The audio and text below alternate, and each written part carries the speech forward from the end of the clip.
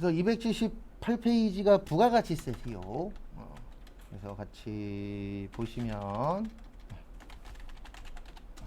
부가가치세.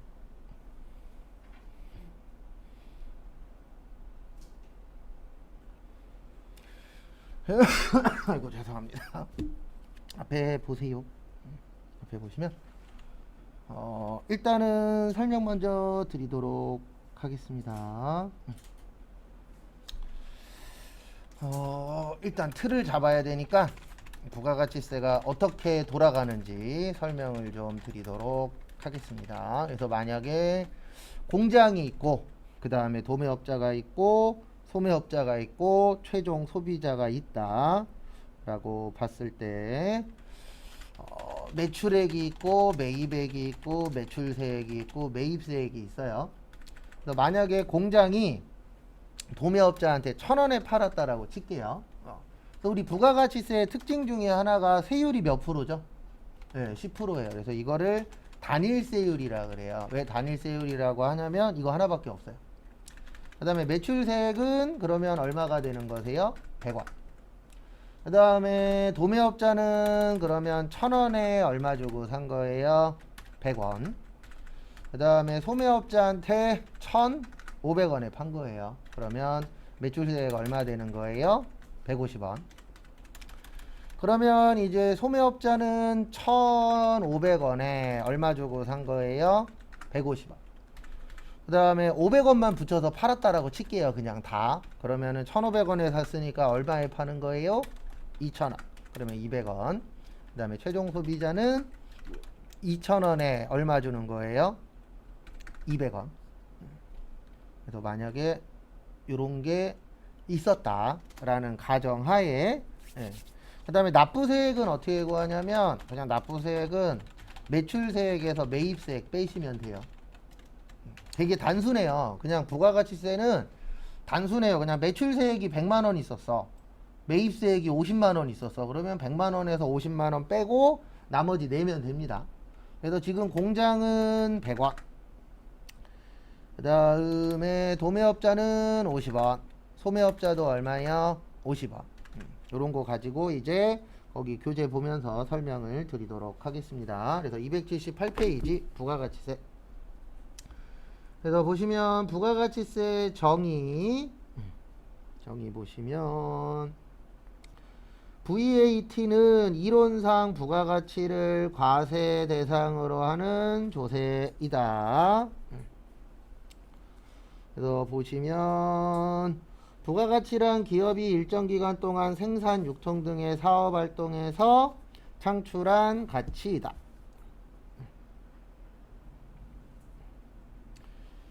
그래서 부가가치 계산 방법 보시면 직접법, 간접법이 있는데 저희 나라는 간접법 써요. 그거는 좀 이따가 간단하게 정리를 좀 할 겁니다. 그 다음에 279페이지 보시면 생산지국 과세원칙하고 소비지국 과세원칙이라고 박스 있으시거든요.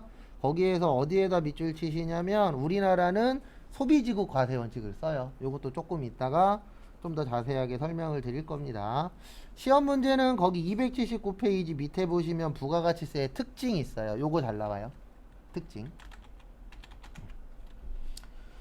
그래서 하나씩 정리를 해드리면 이 부가가치세는 일반 소비세고요. 개별 소비세 아닙니다.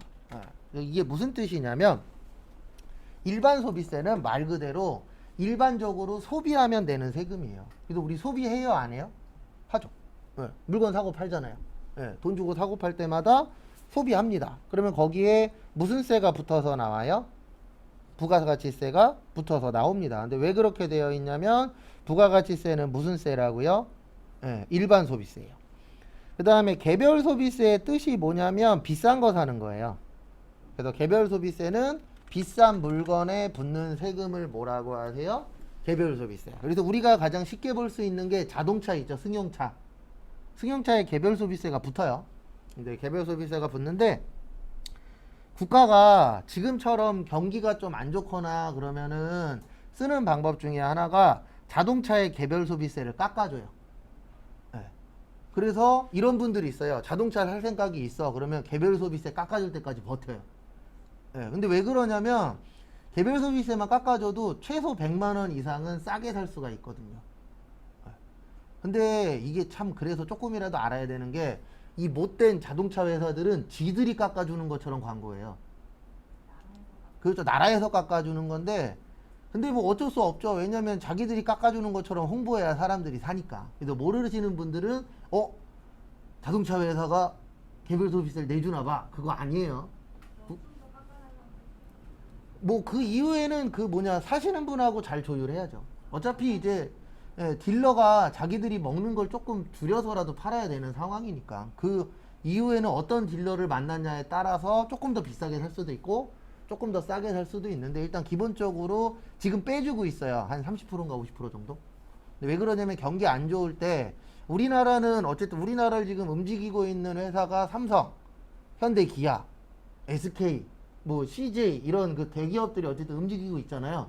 근데 현대, 기아가 차가 안 팔리네? 그러면 방법은 하나밖에 없는 거예요. 세금 깎아주는 거예요. 그런 식으로 해서 이제 많이 하죠. 어쨌든 그래서 개별 소비세는 비싼 거에 붙는 세금이에요. 그래서 옛날엔 뭐라 그랬냐면 특별 소비세라 그랬어요. 근데 특별 그러니까 너무 용어가 튀어 보이잖아요. 그래서 지금은 개별 소비세. 그래서 고가의 물건에 붙는 건데 부가가치세는 싸냐 비싸냐 상관없어요. 일반적으로 소비를 하면은 내는 세금입니다. 그 다음에 부가가치세는 간접세예요. 직접세 아닙니다. 요게 뭐냐면 우리가 세금을 내는 사람을 납세자라 그래요.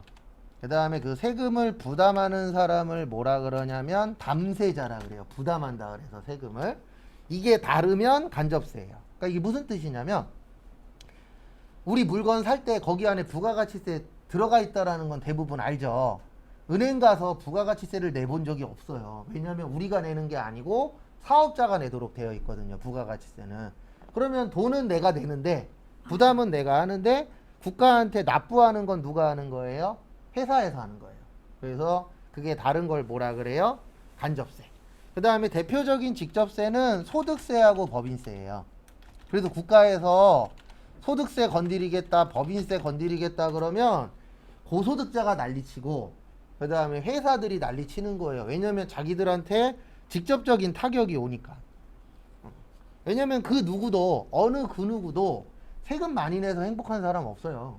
세금 안 내고 싶지. 왜냐면 세금 내서 좋은 데 쓰이는 건 맞는데 어쨌든 내 호주머니에 들어올 수 있는 돈이 남의 호주머니로 들어가는 거잖아요. 솔직히. 그러다 보니까 이제 세금 관련돼서 좀 문제들이 되죠. 종종. 그래서 국가에서는 세금 건드릴 때 이쪽 세금을 많이 건드려요. 그래서 몇 년 전에 담배세 올랐었잖아요. 담배세도 간접세예요. 근데 왜 간접세를 건드리냐면 간접세가 사람들의 영향이 좀 덜 온다라는 느낌을 받거든요. 왜냐면 그냥 물건 가격에 들어가니까 그냥 물건 가격인가 봐 이렇게 내지 사람들이 내가 10만 원짜리 샀으니까 거기에 9,091원이 부가세야 이런 생각 안 하잖아요. 영수증 봐야 알지. 그러다 보니까 이제 국가에서는 간접세를 좀 많이 건드리긴 합니다. 그 다음에 소비형 부가가치세는 저희 시험엔 안 나와요. 그냥 소비형 부가가치세는 말 그대로 뭐 해야 생기는 거라고요? 소비.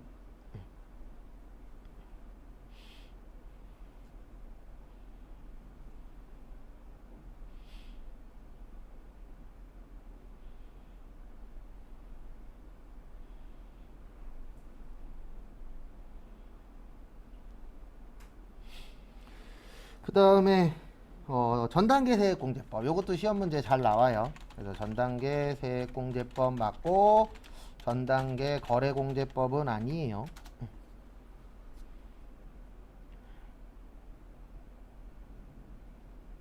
그래서 참고하시고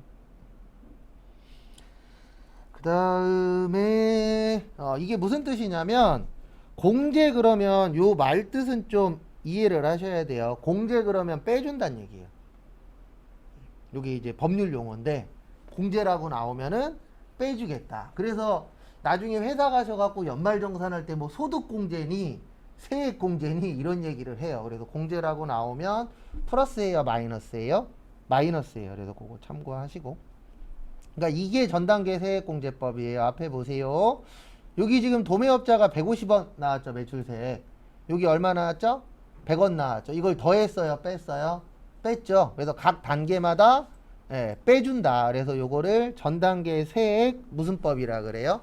공제법. 세액이 세금이에요. 그래서 세금에 낼 거에서 바로바로 빼준다. 그래서 세액공제법이고, 우리나라는 거래를 빼주는 게 아닙니다. 그래서 거래공제법은 거래를 빼주는 건데, 우리나라는 뭐를 빼준다고요? 세액을 빼줘요. 세금을. 그 다음에 280페이지 5번 소비지급 과세원칙. 요것도 잘 나옵니다. 그래서 소비지급 과세원칙 위에나 옆에다가 요거 하나만 써주세요. 수출, 그 다음에 영세율. 그 다음에 우리나라는 생산지급 과세원칙은 아니에요. 그러니까 이게 무슨 뜻이냐면, 소비지국의 뜻이 뭐죠? 소비되는 나라죠. 국자가 나라 국자잖아요. 그래서 소비되는 나라에다가 과세의 뜻이 뭐냐면 세금 낸다는 뜻이에요. 그래서 우리나라가 수출 국가잖아요. 우리나라는 수출로 먹고 사는 나라입니다. 그래서 작년에 수출을 어마무시하게 열심히 하셨대요. 그리고 이익 많이 났다고 나오더라고요. 그리고 작년에 어쨌든 수출로 우리나라가 세계 8위 했대요. 근데 문제는 이제 세계 8위가 문제가 아니고, 이건 어쩔 수 없는 겁니다. 이건 전 세계적으로 자유민주주의는 다 일어나는 거라 부익부 빈익빈이 가면 갈수록 뭐 할 거예요? 커질 거예요. 이건 어쩔 수 없는 거예요. 이건 그 누구도 막지 못해요. 왜냐면 돈 있는 사람이 돈 벌기 쉬운 세상이니까. 근데 돈 없으면 돈 벌기 어때요? 어려워요. 그래서 어쨌든 그런 상황인데, 수출을 할 때에 우리나라에서는 영세율이라는 걸 적용을 시켜줘요. 그래서 영세율의 뜻이 뭐냐면 세율이 몇이에요? 0이에요. 그래서 무슨 율이라 그래요? 영세율. 근데 왜 그러냐면은 우리나라는 생산지국이잖아요. 물건을 만든 나라입니다. 맞죠? 그러면 우리나라에서는 세금을 내지 맙시다. 그래서 소비지국에다가 뭐 냅시다? 세금 냅시다. 그래서 이걸 뭐라 그래요? 소비지국 과세원칙.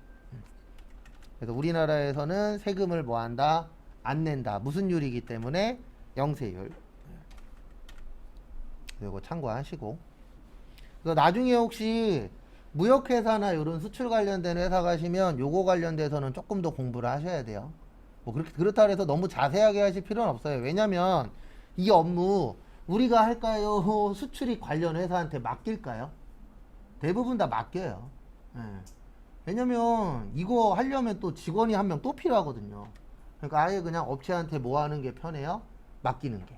그래서 회사 가면 격리 직원 있는데 세무사 사무실에 맡기는 데 많아요. 근데 왜 그러냐면 격리 직원이 할 수 있는 게 있고, 또 세무사 사무실이 좀 더 정확하게 세금 관련돼서 할 수 있는 게 있기 때문에 뭐 나눠지긴 하는데, 어쨌든 대부분 수출입은 맡기는 경우가 많아요. 그래서 저 예전에 있던 데에서도 맡겨서 했었어요.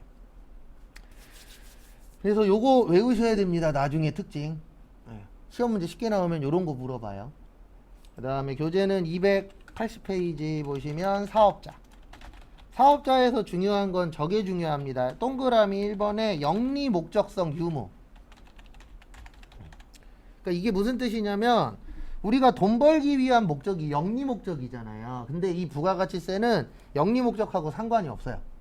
그러니까 우리가 일반적으로 영리 단체가 있고 비영리 단체가 있는데, 비영리 단체도 이 부가가치세법에 해당이 되면 세금을 내셔야 됩니다. 그래서 영리 목적성 유무. 그래서 거기 뒤에 보시면, 그러므로 국가와 지방자치단체도 납세 의무를 뭐 할 수 있다? 질 수 있다. 그래서 이게 무슨 뜻이냐면은 국가와 지방자치단체도 부가가치세를 낼 수 있다란 뜻이에요. 그래서 그 부분 참고하시고. 그 다음에 4번 중요합니다. 계속성 반복성. 그러니까 이 부가가치세를 내려면 계속적이고 반복적이어야 돼요. 그래서 우리 보면은 요즘에 당근마켓이라고 해서 중고거래 하시는 분들 많이 늘어나고 있죠. 중고거래할 때 부가세 내요? 안 내요. 왜 안 내냐면 여기에 해당이 안 돼요. 대부분 중고거래 하시는 분들이 매일매일 그 중고거래를 하는 게 아니잖아요. 중고 물건이 생겼을 때 내가 돈이 갑자기 필요할 때, 그럴 때 하는 거지 일반적으로는 안 하죠. 그러니까 부가가치세 낼 필요가 있다 없다? 없는 거죠. 근데 사업하시는 분들은 이게 계속적이고 뭐예요? 반복적이야. 그러면 뭐를 내셔야 돼요?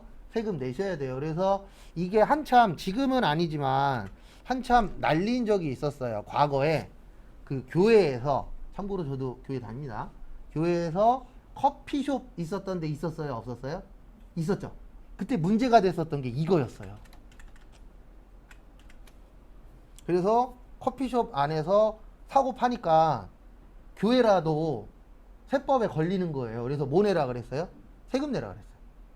소송까지 가갖고 교회가 졌어요. 그래서 그 커피숍 있었던 교회가 커피숍 아예 없애버렸어요. 예? 많이 내냐고요? 많이 내는 게 문제가 아니었어요. 교회에서 문제가 됐었던 건 뭐냐면 이게 교회 안으로 세금이 들어오잖아요. 그러면 자기네 장부를 보여줘야 되는 상황이 올 수도 있는 거예요. 그게 싫었던 거지 세금 내는 게 싫었던 게 아니었었어요. 실질적으로는 세금 내봤자 얼마 안 돼요. 예. 근데 그게 문제가 아니고 교회에서 자기들 얼마 번다를 오픈하는 걸 좋아하는 교회가 없잖아요. 왜냐면 실질적으로 어마무시하게 많이 버는 교회도 있잖아요. 그리고 거기에서 목사님이 막 월급이 막 몇 천만 원, 몇 억이야 이런 교회도 있어요, 없어요? 있죠. 예, 그런 부분들이 그렇죠. 한구층에다 이제 그 커피숍을 만들었었던 거죠. 예. 그렇죠. 그런 식으로 했었던 거죠. 교회 명의로 해서. 예. 그러면 어쨌든 세법에는 걸려요. 왜냐면 반복적으로 파는 거잖아요. 예. 그러면 이제 그건 이제 따로 이렇게 냈을 거예요. 예. 교회 명의로 내면은 딴 게 문제가 아니고 세금 내는 게 문제가 아니고 이게 또 국세청에서 조사가 나올 수도 있거든요. 그래서 지금 저기 종교단체 세금 내는 것도 계속 이슈화 시킬 거예요. 예, 저쪽에서 기독교 쪽에서. 왜 그러냐면 그 전부터 불교하고 천주교는 냈었어요. 이 법이 나오기 전부터도. 근데 이제 기독교 쪽에서는 딴 것 때문이 아니고 그 문제가 있어요. 왜냐면 좋은 교회도 많지만 이 안에 내부가 좀 이상한 교회들도 많잖아요. 근데 만약에 돈이 오픈이 돼 그러면 난리 날 거는 누가 봐도 뻔한 거잖아요. 그래서 좀 이게 문제가 좀 있죠. 근데 어쨌든 종교인 분들도 세금 내요. 내기는. 근데 많이는 안 내요. 왜냐면 많이 내겠다 했다간 또 어쨌든 난리가 나기 때문에 내긴 냅니다. 그리고 비트코인은 내년부터 내요. 원래 올해부터였었는데 대선이 있어갖고 1년 연장해 줬어요. 그래서 내년부터 냅니다. 그리고 준비도 아직 덜 됐고 나라 자체가. 그 다음에 사업자의 분류. 여기에서는 간이과세자 중요합니다. 왜냐하면 간이과세자가 작년 7월 1일부로 바뀌었어요. 그래서 그게 좀 중요하세요. 그래서 앞에 잠시만 봐주십시오. 그래서 우리 세금 내는 사업자를 과세 사업자라 그래요. 그래서 공부하실 때 과세라고 나오면 뭐 내는 거다? 세금 내는 거다 라고 꼭 이해를 해 주시고요. 그 다음에 면제받는 사업자를 뭐라 그래요? 면세 사업자. 그 다음에 또 세금 내는 사업자가 두 가지로 나누어져요. 그래서 하나는 일반 과세자. 그래서 일반적으로 세금 내는 사람이다. 그래서 일반 과세자라고 하고 간이 과세자. 그래서 이 간이 과세자가 영세하신 분들. 대부분 1인 사업자라고 표현하는 분들이 있으시죠? 혼자서 이렇게 운영하시는 분들. 그분들이 대부분 뭐예요? 간이과세자예요. 그래서 간이과세자 요거 종류 외울 거예요. 그래서 간이과세자는 개인만 됩니다. 법인은 안 돼요. 그래서 개인만 되고 직전 연도 공급 대가. 공급 대가가 부가세 포함이에요. 요 부가세 포함해서 1년에 8천만 원이 안 되는 사업자. 그럼 이제 이 금액 관련돼서 그러니까 오해라기보다는 정확하게 모르시는 분들이 있어요. 이 금액은 이익이 아니에요. 매출액이에요. 그럼 매출액 8천만 원이면 한 달에 넉넉 잡고 700 잡으면 되잖아요. 700이면 8,400이니까. 700이 어마무시하게 큰 금액이 아니에요. 매출액 700이. 왜냐면 평균 30% 남는다라고 치면 700만 원에 30%면 얼마예요? 210만 원이에요. 그럼 여러분들 생각을 해보십시오. 200만 원 벌려고 사업해요? 아니죠.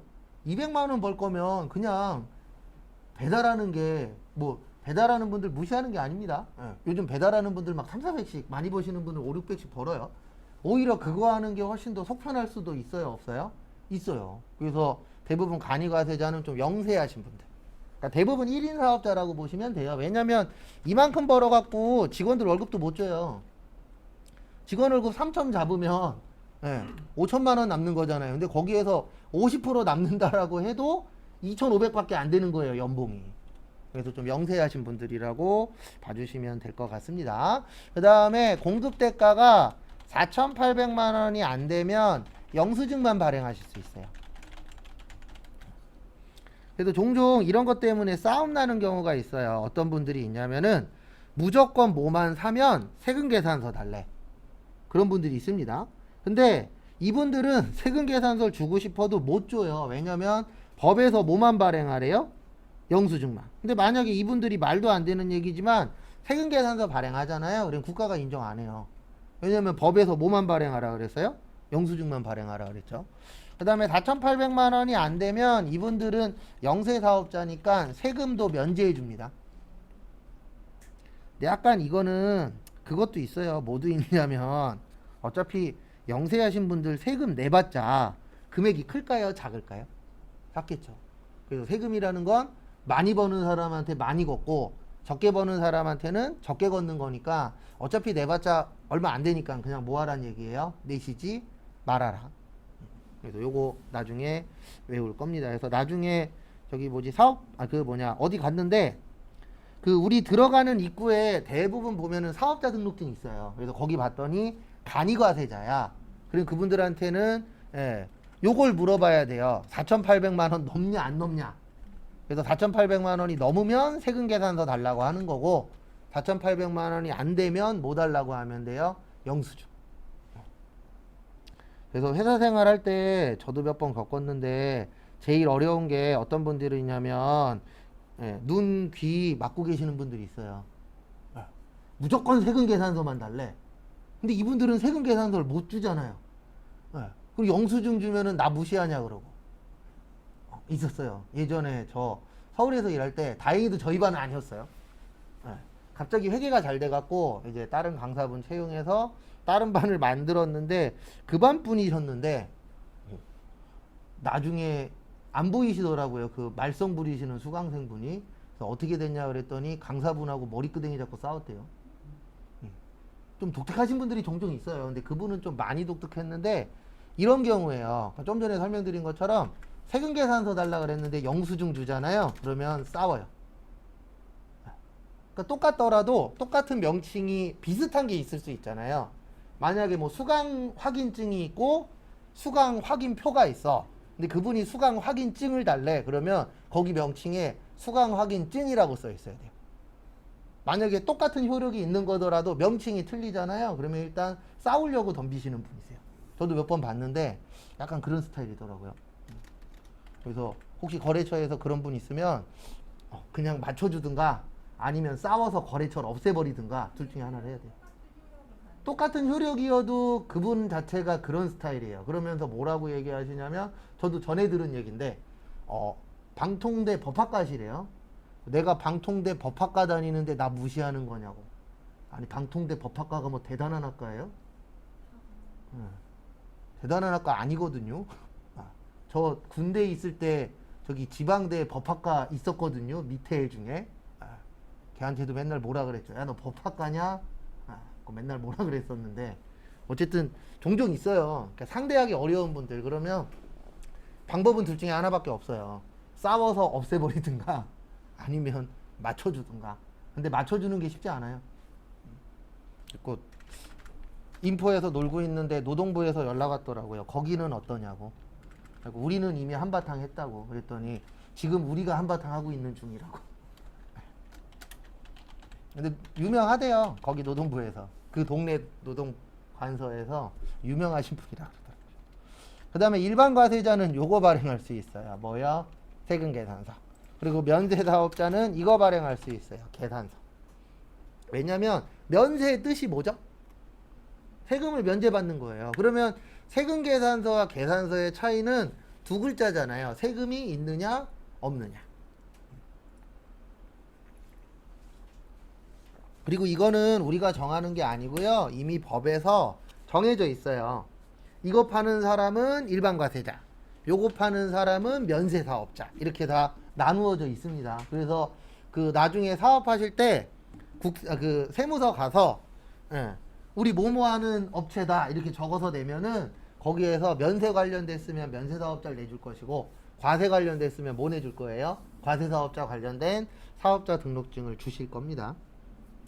요거는 확실히 외워두세요. 요거는 앞으로 아마 올해도 한 문제 정도 내지 않을까. 왜냐면 작년 7월 1일자로 바뀌었어요. 바뀐 지 얼마 안 됐어요. 법 자체가. 그래서 거기 교재 보시면 280페이지 밑에 개정이라고 쓰여 있는 거 보이세요? 네, 그런 거는 시험 보기 전에 한 번씩 더 읽어보셔야 돼요. 왜냐면 개정이라고 써 있는 거는 바뀐 지 얼마 안 된 거예요. 그런 건 꼭 읽어보시고. 그 다음에 281페이지 보시면은요.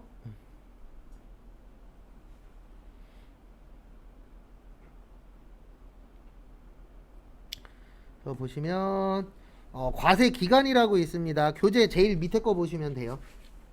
거기 밑에 박스 있죠? 281페이지 밑에 보시면. 그래서 과세 기간이 뭐냐면 세금 내는 기간이에요. 그래서 우리 1년을 2등분합니다. 그래서 1기하고 몇 기라고 그래요? 2기. 그 다음에 또 이거를 2등분해요. 예정, 확정. 예정, 확정. 이렇게 몇 등분 하세요? 총 4등분 합니다. 그래서 부가가치세는 몇 달에 한 번씩 내는 거예요? 3달에 한 번씩. 그래서 1기 예정은 1월 1일부터 3월 31일이고요. 그 다음에 법에 뭐라고 되어 있냐면 끝나는 날로부터 25일 이내에 세금 내라고 되어 있어요. 그래서 4월 25. 그 다음에 4월 1일부터 6월 30. 그래서 7월 25. 그 다음에 7월 1일부터 9월 30. 그래서 10월 25. 10월 1일부터 12월 31일. 그래서 1월 며칠이요? 25일. 이렇게 나누어 진다라는 거 참고하십시오. 그래서 지금 1월 달이죠? 네, 요거 시즌이에요. 그래서 세무사 사무실이 연초에 바쁩니다. 그래서 나중에 혹시 세무사 사무실 취업하시면 연초에 바빠요. 왜냐면 1월 달에 이거 해야 되죠. 2월 달에 연말정산 해야 되죠. 3월 달에 법인세 신고해야 되죠. 4월 달에 또 이거 내셔야 돼요. 4월 달에. 그 다음에 5월 달에 소득세 내야 되고. 그래서 언제까지 바쁘냐면 요때까지 바빠요. 7월 달까지. 그리고 8월 달부터는 좀 편해요. 그래서 저 예전에 있던 세무사 사무실은 하반기 되면 5시에 끝내줬어요. 일거리가 좀 줄어드니까. 근데 왜 그런 식으로 좀 유동적으로 하는 데들이 몇 군데 있는데 왜 그렇게 하냐면 바쁠 때는요 밤 늦게까지 야근해야 돼요. 막 밤새기도 하고. 근데 솔직히 제가 있어 본 결과 왜 밤새는지 알겠더라고요. 평소에 일 안 해요. 평소에 딱 해야 될 것만 해요. 어차피 나중 되면 야근할 거야. 이 마인드들이 다들 있기 때문에. 근데 저는 그런 거 되게 싫어하거든요. 평소에 조금씩만 해놓으면 밤샐 필요도 없고요. 몰아서 하려고 그러니까 근데 사람들이 어쩔 수 없습니다. 내 위에 사람이 대부분 그렇게 하니까 나도 거기에 익숙해져요. 근데 제가 봐본 결과 우리나라의 가장 문제점은 그거예요. 옛날에 이렇게 했으니까 지금도 이렇게 해야 돼. 그리고 조금씩 해놓으면 되는데 절대 안 그래요. 어차피 나중에 늦게 갈 거야. 그때 뭐 하면 돼요? 몰아서 하면 돼. 약간 이 마인드가 있어요. 그래서 52시간 나왔을 때 돈 문제도 있었지만 이게 불가능하지 않냐 이런 사람들도 있었는데 가능해요. 왜냐면 실제 저도 사무실에서 일할 때 1시간에서 2시간은요 멍 때리고 있어요. 일이 없어서. 네. 그리고 담배 피시는 분들은 한번 나가면 20-30분 동안 안 들어와. 네. 그래서 외국은 유럽은 그런 것도 있대잖아요. 엉덩이 뛰면 여기 시기가 멈춘대요. 거기 8시간이 안 되면 집에 못 가요. 그 대신 8시간만 채우면 언제든지 갈 수 있어요. 네. 그래서 거기는 이제 뭐 담배 피러 가거나 커피 마시거나 이런 시간은 또 뺀대요. 왜냐면 우리나라도 나중에 그렇게 됩니다. 왜냐면 사람들이 요즘에 요구를 많이 하잖아요. 근데 이게 무조건 좋은 건 아니에요. 왜냐면 내가 그만큼 요구를 하면 반대급부가 항상 생겨요. 그래서 나중에 우리나라는 아마 더 철두철미하게 되지 않을까. CCTV로 이 사람 몇 시간 일했나까지 아마 다 체크하는 시대가 올 수도 있어요. 왜냐면 사람들이 요구를 그만큼 많이 하니까. 근데 반대적으로 힘든 회사들도 있습니다. 저도 해볼 뻔 했는데 면접 봤다 떨어졌는데 뭐 제가 직접 하는 건 아니었지만 그 텔레마케팅 회사들 이런 데들은 화장실도 시간 정해놓고 간다면서요. 너는 몇 시부터 몇 시까지 너는 몇 시 몇 분부터 몇 시 몇 분까지 이렇게 정해놓고 간대요. 거기에다가 콜 못 채우면은 남겨갖고 막 시키고. 이게 어쨌든 쉬운 일은 없어요. 그래서 요거 외우셔야 됩니다. 날짜 중요하니까. 근데 시험에서 날짜를 물어보진 않는데 날짜를 알아야 맞출 수 있는 문제가 있어요. 그래서 날짜 나중에 외울 거라는 거. 그 다음에 앞에 잠시만 봐주세요. 법인은 1년에 4번 신고하고요. 개인은 1년에 2번 신고하고요. 간이과세자는 1년에 1번 신고해요. 왜 그러냐면 이거 4번에 나눠서 내는 이유 중에 가장 큰 이유가 뭐냐면 한 번에 내라 그러면 금액이 어떨까요? 엄청 크겠죠. 그럼 엄청 큰 금액을 한 번에 내라 그러면 부담되잖아요. 그래서 나누어서 내는데 법인들이 가장 규모가 크니까 너네들은 4번 내고 개인은 2번만 신고하는 거예요. 근데 개인 같은 경우에는 예정 때 고지납부라는 걸 합니다. 그러니까 예정 신고를 안 해요. 신고납부가 아니고 고지납부예요. 이 고지납부의 뜻이 뭐냐면 고지서가 날라오는 거예요. 그래서 우리 집에 있으면은 전기요금 고지서, 수도요금 고지서 이런 거 날라오죠. 그것처럼 개인 사업자들한테는 너네 예정 신고 때 하지 마. 국가에서 뭐 보내줄게? 고지서 보내줄게. 근데 어떻게 날라오냐면 직전 확정 신고 금액의 2분의 1만큼 날라와요. 왜 이렇게 날라오냐면 1년에 2번 신고한다 그랬잖아요. 그러면 확정 신고 때 6개월치를 신고하도록 되어 있어요. 몇 개월치요? 6개월치. 그러면 6개월의 반이면 몇 개월치가 되는 거죠? 3개월치가 되는 거죠. 근데 이제 법인하고 개인의 차이점이 뭐냐면 법인은 무조건 신고 납부하는 거예요. 1년에 4번. 근데 개인은 1년에 2번은 무슨 납부한다고요? 고지 납부예요. 고지서가 날라오는데 얼마가 안 되면 안 날라오냐면 30만 원 미만은 고지서 발송 안 해요. 너무 작으니까. 그래서 나중에 혹시 세무사 사무실 가시게 되면 이렇게 이야기를 할 줄 아셔야 돼요. 거래처에서 전화가 온 거예요. 개인 사업자인데 왜 저희 요번에 고지서 안 날라와요? 그러면은 그 회사에 그전 거 확정 신고를 들어가서 봤더니 금액이 50만 원 냈어. 그러면 2분의 1이면 25만 원이죠. 그럼 이렇게 얘기는 할 정도는 돼야 돼요. 아, 요번에 금액이 너무 적어서 안 날라올 거예요. 신경 쓰지 마세요. 이래야지 왜 안 날라오죠? 저도 모르겠는데요. 이러면 욕 먹습니다. 무슨 얘기냐면 세무사 사무실을 가시게 되면 일반 회사도 똑같아요. 이건 꼭 알고 계셔야 돼요. 여기에서 배우는 게 끝이 아니에요. 회사 가면 또 회사 가서 거기에 맞춰서 공부를 또 하셔야 돼요. 근데 세무사 사무실 가시면 일반 회사보다는 공부를 2~3배 더 해야 됩니다. 근데 그게 딴 것 때문이 아니고 세무사 사무실 가시면 거래처에서 연락 와갖고 이건 뭐예요? 막 물어봐요. 그럼 이러면 안 되잖아요. 그거 저 몰라요. 처음 듣는 얘기인데요. 만약에 여러분들이 저한테 질문할 때마다 그런 것도 있었어요? 처음 듣는 얘기인데? 막 이래버리면 믿어요, 안 믿어요? 안 믿죠. 그래서 제가 제일 힘들 때가 언제냐면 4월달 시험 보는 반이 제일 힘들어요. 근데 그게 딴 것 때문이 아니고 2월달까지는 작년 법으로 시험 보거든요. 근데 4월달에는 바뀐 법으로 시험 봐요. 그러면 저도 이제 2월이나 2월 중순부터 한 2월 말쯤 되면 인터넷 들어가갖고 맨날 그거 찾아요. 올해 바뀐 법. 찾아갖고 우리하고 연관 있는 거 보고 알려드리고 저도 공부하고. 그래서 나중에 세법 관련돼서 업무를 맡으시게 되면 1년에 한 번씩 공부는 하셔야 돼요. 아니면 교육받으라고 팩스로 수시로 와요. 그럼 그 중에서 하나 괜찮은 거 있으시면은 가서 들으시는 것도 나쁘진 않습니다.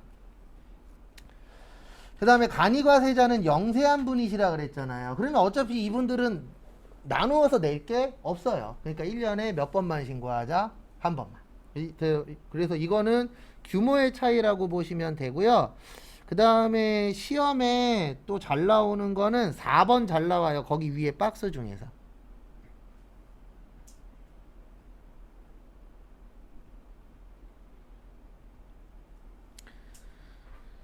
그래서 보시면 거기 보시면 폐업하는 경우는 이걸 알고 계셔야 돼요. 폐업하는 경우 이제 신고를 해야 되는데 언제까지 신고하라고 되어 있냐면 폐업일이 속하는 달에 다음 달 25일까지 신고 및 납부하셔야 됩니다. 요 가끔씩 이론 시험에 나와요. 그러니까 우리가 이런 경우 있죠. 우리 폐업 왜 하죠? 장사가 못 돼서? 안 돼서 폐업하죠. 근데 폐업도요, 돈 없으면 못 해요. 왜냐면 폐업한 다음에 뭐 해야 돼요? 세금 내야 돼요. 폐업해도. 그리고 만약에 내가 임차를 했는데 거길 내가 꾸며놨어. 근데 만약에 나갈 때의 전제 조건이 원상복귀야. 그리고 원상복귀 하는데도 뭐 들어요? 돈 들어요. 그래서 망하는 것도 어려워요. 그래서 오늘 아침에도 막 우는 거 나오시더라고요. 왜냐면 코로나 때문에 장사가 안 되니까 어떻게 해야 될지 모르겠다. 진짜 힘들 거예요. 그래서 오히려 이렇게 좀 힘들 때는 직원으로 있는 게 괜찮습니다. 근데 그건 아셔야 돼요. 그 울었었던 분이 장사 잘 되잖아요. 그러면 옛날 생각 안 나요. 그건 어쩔 수 없는 거예요. 맞죠? 왜냐면 좋은 것만 기억해야죠. 그분들이 이제 노력하시다 보면 또 좋은 날도 오겠죠. 근데 지금은 어쨌든 부익부 빈익빈이 심해요. 저도 식당을 간혹 가다 가는데 가보면 어떤 데는 줄 서서 먹고 어떤 데는 파리 한 마리도 없고 진짜 그래요. 근데 그게 요즘에는 맛하고 상관없더라고요. 과거에는 무조건 맛이었는데 요즘에는 일단 맛 플러스 사진 찍기 좋은 음식이냐 SNS에서 올려야 되니까 그것도 영향이 있죠. 그리고 과거하고 좀 달라진 건 음식 가격하고는 또 상관이 없어요. 과거에는 뭐 싼 거 이런 거 많이 찾았다 그러면 요즘 분들이 이거는 세대가 바뀐 거니까 그게 잘못됐다는 얘기가 아닙니다. 요즘에는 맛있대. 그 TV에 나왔어. 아니 유튜브에 나왔어. 블로그에서 봤어. 그러면 두세 시간도 가요? 안 가요? 가요. 그래서 저 아시는 분이 붕어빵 장사 하시는데 안산에서 하는데 막 서울에서도 오고 포항에서도 온대요.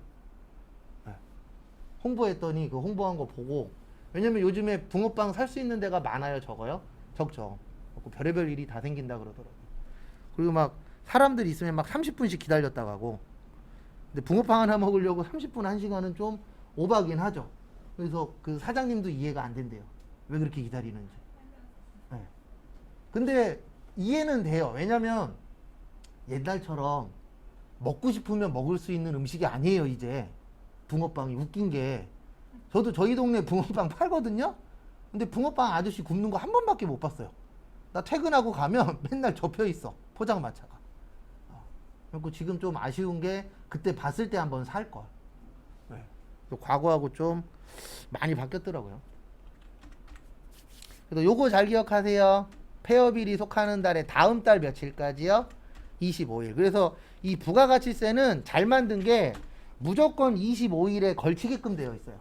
폐업을 하든 신규로 개시를 하든 그래서 시험 문제에 신고 및 납부일 나오면 25일 아닌 건 찍으시면 안 돼요. 무조건. 왜냐면 부가가치세는 무조건 며칠이에요? 25일입니다. 그래서 여기까지 보시고 잠깐 쉬었다가 10시 반에 다음 것도 보도록 하겠습니다.